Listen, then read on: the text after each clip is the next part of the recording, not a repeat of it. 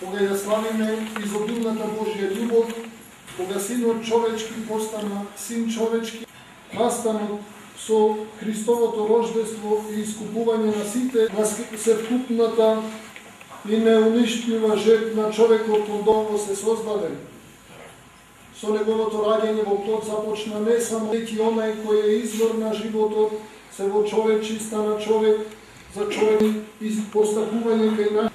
Децата треба да ги учиме на примерно поведение, да ги воспитуваме во дух. Конечно, време е родителите и надлежните институции посериозно да му придат мисли и право верата во единиот Господ, во љубовта што тој ни ја покажа, а чии врв се докажа, тоа да се каеме и да ги здобиеме даровите.